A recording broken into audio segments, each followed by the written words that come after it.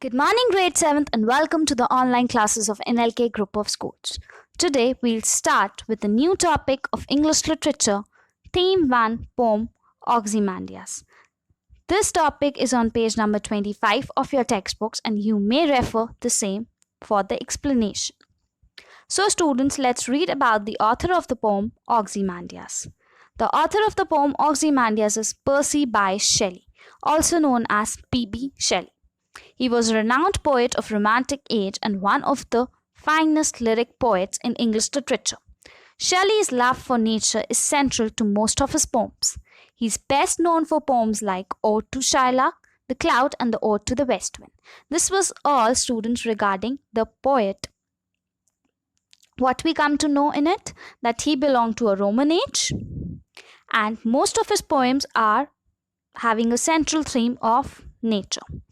Next, few of his compositions are our Ode to Shylock and The Clouds and the Ode to the West Wind. Right, now the next paragraph, that is this one, is explaining us a few points regarding the poem Ozymandias. So let's read it. Ozymandias is a 14 lines poem or a sonnet. Now what is this poem all about? It is a 14 lines poem that is also known as a sonnet. Students, a poem of 14 lines is called a sonnet.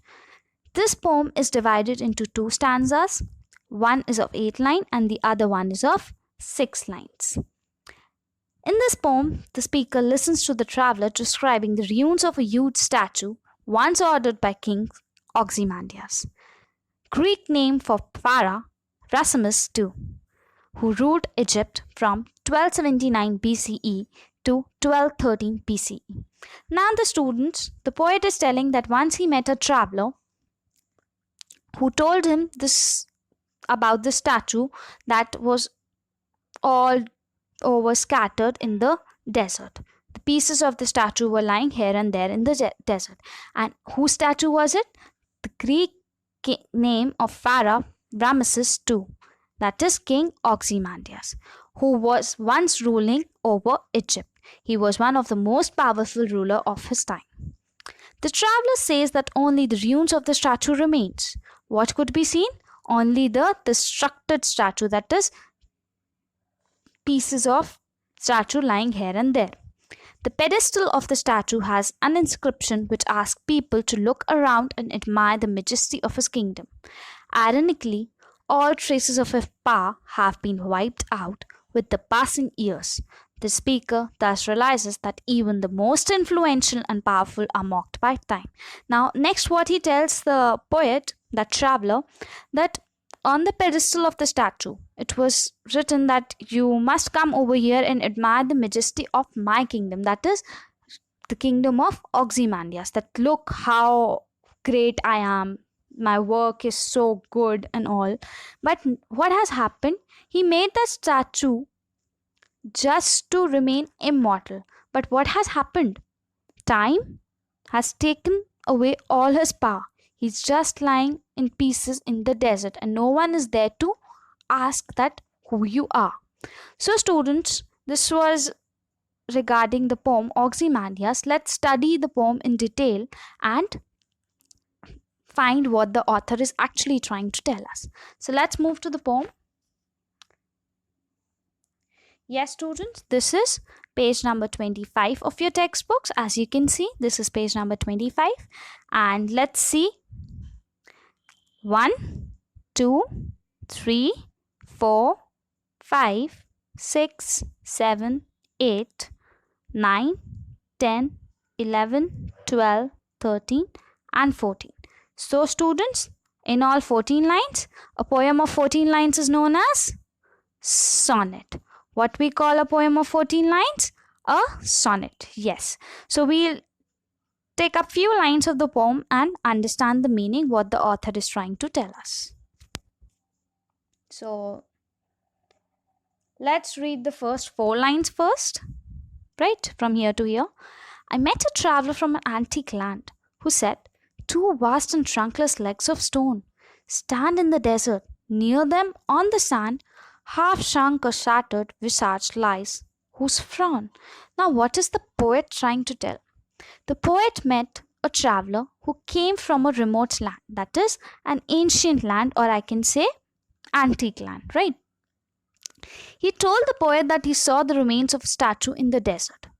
Two huge legs made of stone stood, and remaining, that is, upper part of the body was missing. Like over here it said na, two vast and trunkless legs of stone.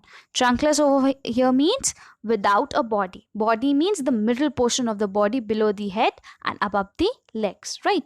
This part of the body was missing. Next, these two lines, stand in the desert, means it was all alone lying in the desert. The body was missing. Another part of statue, the face, lay on the sand nearby. Now this is regarding the visage. Visage over here, student, means face. The face of the body, the statue was lying far away from the legs, lay on the sand nearby. It was damaged and broken into pieces. What was happened to the face? It was lying apart from the main body, and it was also broken. As you can see over here, students, in the picture. Over here you can see this picture. Where is the face and where is the leg? You can see that? Yes. For a better view, you can see this picture also. Right? So let's continue. Let's take up the next four lines. This, and wrinkled lips and sneer of cold command, till that its sculptor, who well those passions read, which yet survive, stamped on these lifeless things, the hand that mocked them and the heart that fed. Now, what are these four lines trying to tell us? In the first four lines, he told us about the traveler who just made a picture of that statue lying broken in the desert. But now we come to know about the face. What kind of face, the expression on the face was. I'll just explain you. The face of the statue had expressions of displeasure and taunting smile. As you can see in the picture also on page number 25, the wrinkles and lines of the face were also there. The poet says that the sculptor who had made the statue had read the expressions on the Egyptian king Ramesses' face very well, and he was able to copy them onto his statue so accurately. These expressions continued to exist even after the king's death through this lifeless statue. Now, what is the poet telling? That I'll explain you in more shorter language. That the sculptor had very accurately copied the expression of that person on the sculpture so accurately that you can, even after the death of that king, the statue seemed to be full of life. The sculptor's hand copied the king's ruthless expressions and mocked at them, while the king's stone heart brought out these expressions on his face. Now, this statue was made of stone, right? And the sculptor who had made it had very accurately put on these expressions on the face. So the last line, this one, the hand that mocked them and the heart that fed.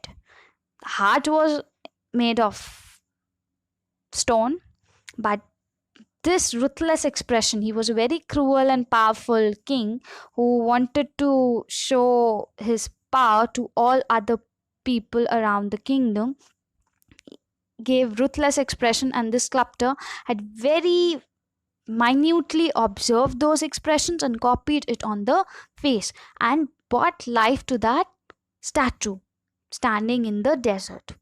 Now, students, this was regarding the first 8 lines of the poem. I hope this much is clear to you. I'll just explain you the whole paragraph in short once again from here to here. In this, the poet is trying to tell us that he met a traveler who was from an ancient land, and he tells the poet regarding a statue in the desert whose middle portion of the body is nowhere to be seen and the legs are standing on a pedestal while the face is lying nearby the statue in the sand. And then he tells about the sculptor who had very minutely observed the face of the concerned person, that is the king Ozymandias, and copied the same in his statue. That it seemed to be a statue full of life. So let's move to the next paragraph now. That is regarding the second half, last 6 lines of the poem. Let's cover the first 3 lines first, from here to here. And on the pedestal, these words appear. My name is Ozymandias, King of Kings. Look on my work, ye mighty and despair. Now, what are these 3 lines trying to tell us? At the base of the statue, means the pedestal, at the base of the statue, the words were written. What were the words written? My name is Ozymandias, King of Kings. Look upon my works, ye mighty and despair. This all was written on the pedestal of the statue, were engraved. The king introduced himself as Ozymandias, the most powerful king. He ordered all the powerful kings of the world to look at a statue and feel belittled in front of the mightiest king, Ozymandias. He just wanted to show his superiority by writing these 2 lines on the pedestal of the statue. He wanted anyone crossing from that place should read those lines and should understand that how powerful Ozymandias is, and the others should feel complex or should feel belittled in front of him. Means no one should think that he is superior. The superior king is only Ozymandias. Now let's cover the next and the last 3 lines. Nothing beside remains round the decay of that colossal wreck, boundless and bare. The lone and level sands stretch far away. Now the poet says that nothing else other than this engraving remains. The statue broke down with the passage of time, and its broken pieces could be seen lying around. The vast desert stretched all around, and it seemed to be endless. You all know that how long a desert is. It stretches long distances, and over there, this statue, that too not a statue, it's broken into pieces, is there. The statue of the great king Ozymandias was nowhere to be seen. It was just broken into pieces. So with this, what is the poet actually trying to tell? The poem talks about the foolish desire to immortalize himself by erecting a statue. This king Ozymandias had a desire to immortalize himself. That is, he wanted to live in the eyes of others or in the hearts of others for a longer span of time, means for ages. But it had been destroyed with the passage of time. What had time done? Broke it into pieces. The engraving of the platform reflects the pride and arrogance of Ozymandias. As you could see in the 2 lines, my name is Ozymandias, King of Kings. Look on my works, ye mighty and despair. This was all the arrogance shown by the king Ozymandias.